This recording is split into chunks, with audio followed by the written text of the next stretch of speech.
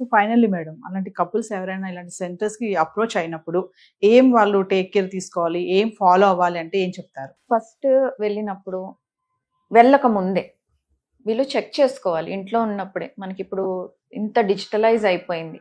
So websites ఉన్నాయి. బోలెడు information దొరుకుతుంది. మనకొచ్చిన ఇప్పుడు ఏఐ తోటి ఒక ఇన్ఫర్మేషన్ తెలుసుకోవాలి అనంటే నిమిషాల్లో అయిపోతుంది. వాళ్ళు సెంటర్‌కి వెళ్ళక ముందే ఈ సెంటర్‌కి అసలు లైసెన్స్ ఉందా లేదా అనేది ఫస్ట్ తెలుసుకోవాలి. తెలుసుకున్న తర్వాత సెంటర్‌కి వెళ్ళిన తర్వాత వాళ్ళు డాక్యుమెంటేషన్ అనేది అంటే మా ఆధార్ అడుగుతున్నారా? మ్యారేజ్ ప్రూఫ్స్ అడుగుతున్నారా? ఇవన్నీ అడుగుతున్నారా? ఫస్ట్ అది చూసుకోవాలి. అక్కడికి వెళ్ళిన తర్వాత కూడా వాళ్ళ సర్టిఫికెట్, లైసెన్సు అవి చెక్ చేసుకోవాలి. వాళ్ళక్కడ చూపించిన డాక్టరు, కన్సల్ట్ చేస్తున్న డాక్టర్ ఒకళ్ళా కాదా అనేది కూడా చెక్ చేసుకోవాలి. కొన్ని సెంటర్స్‌లో బయటకు ప్రొజెక్ట్ చేసేది ఒకళ్ళు, కానీ లోపల చూసేది ఒకళ్ళు ఉంటారు. సో ఆ 2 సేమా కాదా అనేది కూడా చెక్ చేసుకోవాలి. తర్వాత డాక్టర్ దగ్గరికి వెళ్ళి కలిసినప్పుడు డాక్టర్ వాళ్ళకి ఎలా ఎక్స్‌ప్లెయిన్ చేస్తున్నారు?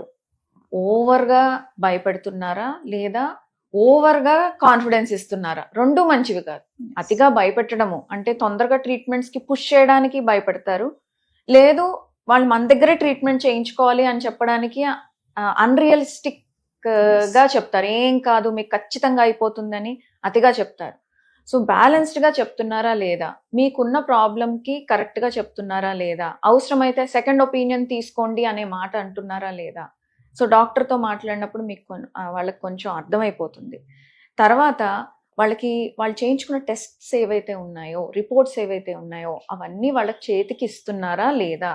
ఆ కాపీస్ వాళ్ళు డబ్బులు కట్టి చేయించుకుంటారు. వాటి మీద వాళ్ళకి పూర్తి హక్కు ఉంటుంది. ఎవ్రీ రికార్డ్ వాళ్ళ పేషెంట్ దగ్గర ఒక కాపీ ఉండాలి. యూనిట్‌లోనూ ఉండాలి, పేషెంట్ దగ్గర ఖచ్చితంగా ఉండాలి.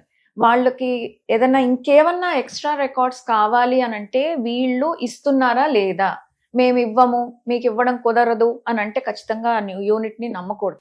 తర్వాత ట్రీట్మెంట్ వాళ్ళు స్టార్ట్ చేసిన తర్వాత వాళ్ళకి ఇంజెక్షన్స్ ఉంటాయి. లేబుల్ చేసిన ఇంజెక్షన్సే ఇస్తున్నారా?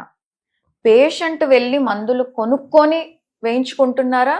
లేకపోతే వీళ్ళే ఏదో ఒక దాంట్లోంచి తీసి ఎక్కడో లోడ్ చేసుకొని పేషెంట్ దగ్గరికి వచ్చి ఇస్తున్నారా? ఎందుకు అనంటే ఇంజెక్షన్ ఇస్తున్నాము అని చెప్పి అవి ఒక్కొక్కసారి just normal saline distil water ఇచ్చి చార్జ్ చేసి ఆ ఇంజెక్షన్స్‌కి థియేటర్‌లో జస్ట్ ఫేక్ అనెస్థీషియా ఇచ్చి మీకు ప్రొసీజర్ అయిపోయింది అనే సెంటర్స్ కూడా ఉన్నాయి. సో నిజంగా ఇంజెక్షన్స్ ఇస్తున్నారా లేదా? ఆ లేబుల్ చూసుకోవాలి, బ్యాచ్ నెంబర్ చూసుకోవాలి, మీరు కూడా చెక్ చేసుకోవాలి, వాళ్ళ పేషెంట్స్ కూడా చెక్ చేసుకోవాలి. ఆ ఇంజెక్షన్స్ ఇచ్చే పద్ధతి ఎలా ఉంది అనేది చూసుకోవాలి. తర్వాత ఎనస్థీషియా ఇచ్చేటప్పుడు లేకపోతే ప్రొసీజర్ అయ్యేటప్పుడు ఎవరైనా హస్బెండ్ కానీ మదర్ కానీ ఎవరైనా చూడొచ్చా? వాళ్ళని ఫాలో అవ్వచ్చా? అదొకటి అడగొచ్చు. చాలా ఎథికల్‌గా చేసేవైతే అన్నీ చూపిస్తారు. లోపల ల్యాబ్‌లో ఏం జరుగుతుంది అనేది ప్రతి ఒక్కటి చాలా క్లియర్‌గా చూపిస్తారు. కొన్ని ల్యాబ్స్‌లో అయితే కొంచెం హైలీ ఎక్విప్డ్ ల్యాబ్స్‌లో అయితే వాళ్ళు స్క్రీన్ మీద కూడా ఏం జరుగుతుంది లోపల అనేది చాలా క్లియర్‌గా చూడొచ్చు. థియేటర్‌లో అయిపోయిన తర్వాత ప్రొసీజర్ బయటకు వచ్చిన వెంటనే ఎన్నొచ్చాయి, ఎలా వచ్చాయి, ఏంటొచ్చాయి అనేది వాళ్ళకి ఎప్పటికప్పుడు అప్డేట్స్ చెప్తూ ఉండాలి. వాళ్ళకి ప్రొసీజర్ అవ్వక ముందు ఎంత ఉంది, తర్వాత ఎంత ఉంది అనేది అర్థమైపోతుంది.